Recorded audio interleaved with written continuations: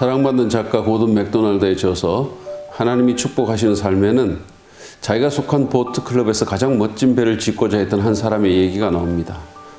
그 사람은 자기가 회원으로 있는 보트클럽에서 가장 웅장하고 화제거리가 될 만한 배를 짓고자 하는 의도가 있었습니다.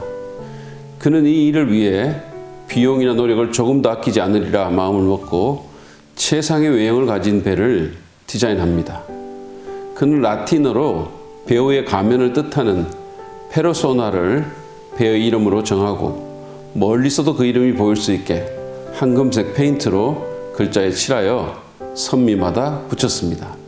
그는 또한 배에 화려한 돛과 복잡한 사꾸를 달고 선실에는 안락한 설비와 편의시설을 갖춥니다.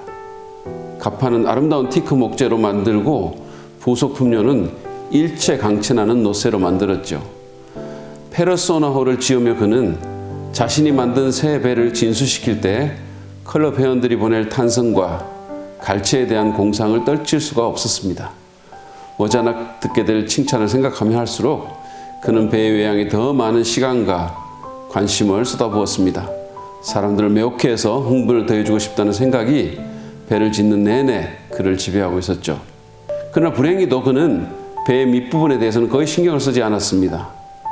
왜냐하면 아무도 그 밑바닥을 볼 사람은 없을 것이기에, 그리고 자신의 경험상 그 밑창에 대해 감탄하는 사람은 지금까지 아무도 없었기에 그는 배의 선박 바닥에 주황을 받치는 용골은 물론 무게와 밸러스트, 즉 안전을 위해 배 바닥에 싣는 중량물의 적절한 분산 문제와 관련된 사항에 대해서는 시간과 돈을 쓰려들지 않았습니다.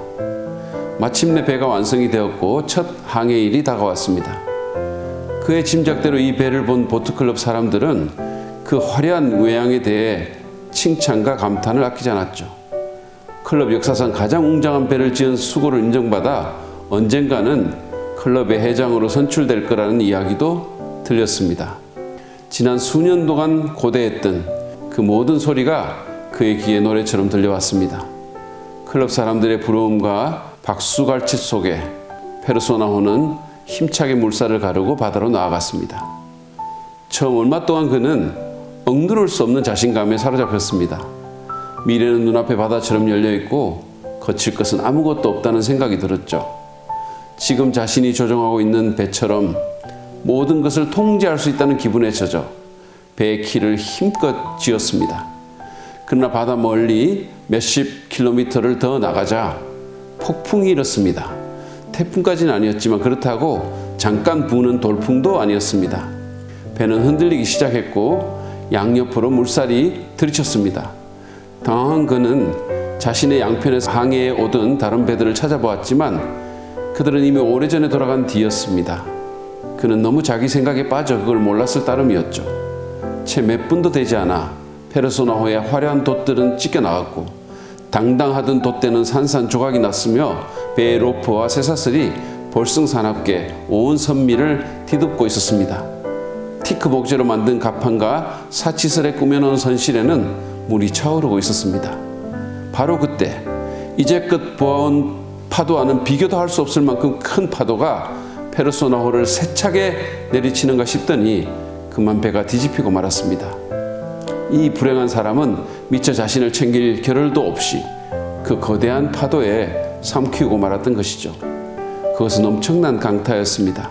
그러나 대부분의 배라면 그런 강타를 당하고서도 다시 제 위치로 돌아갈 수 있었겠지만 페르소나호는 그러지 못했습니다. 왜냐하면 이 한심한 선주가 배를 지을 때 수면 밑부분을 무시했기 때문이었죠. 그쪽에 무게가 전혀 없었습니다. 이 사람은 배의 외관만 생각했지 폭풍을 견뎌낼 수 있는 보이지 않는 부위의 탄성과 안정성은 충분히 생각하지 못했던 것입니다. 페르소나호의 잔해가 물에 밀려와 해안에 떠오른 뒤에야 보트클럽 회원들은 모든 것을 알아차렸습니다. 이 보트에는 제대로 된 용골도 없고 수면 아래쪽보다 위쪽이 무게가 훨씬 많이 나간다는 사실을 그들은 발견했습니다. 이런 바보 같은 사람이 있나? 사람들은 혀를 차며 그의 우매함에 대해 한마디씩을 던졌습니다. 이 이야기의 선주처럼 오늘날 많은 사람들은 우리 삶과 존재에 보이지 않는 부분에는 크게 신경을 쓰지 않고 삽니다. 우리는 그저 눈에 보이는 부분을 꾸미느라 정신이 없죠. 외모를 가꾸고 좋은 옷을 입고 멋진 디자인의 차를 타며 아름다운 인테리어로 꾸며진 집에 살기 위해 부단히 노력합니다.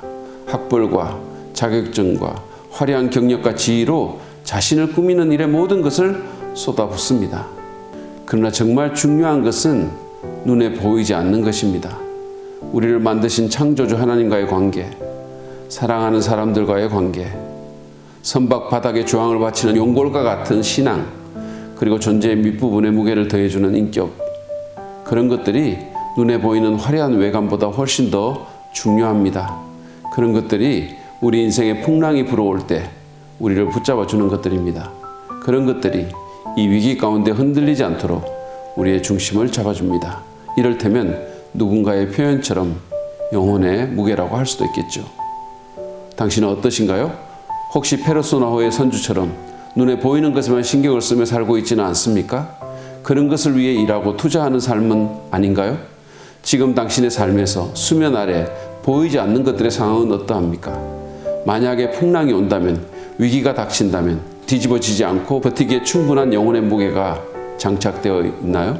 만약에 그렇지 않다면 지금부터라도 그것에 관심을 두며 살아가기 바랍니다. 관계와 인격과 신앙에 신경을 쓰고 투자하십시오. 무엇보다 아직 예수 그리스도를 믿지 않는다면 그분에 대한 신앙을 가질 것을 권유합니다. 그것이야말로 당신 삶에 보이지 않는 부분에 무게를 더하며 그 부분을 업그레이드하는 가장 획기적인 방법이기 때문입니다. 꼭 그렇게 하십시오. 그럼으로써 당신은 풍랑 가운데서도 목표지를 향해 항해할 수 있을 것입니다.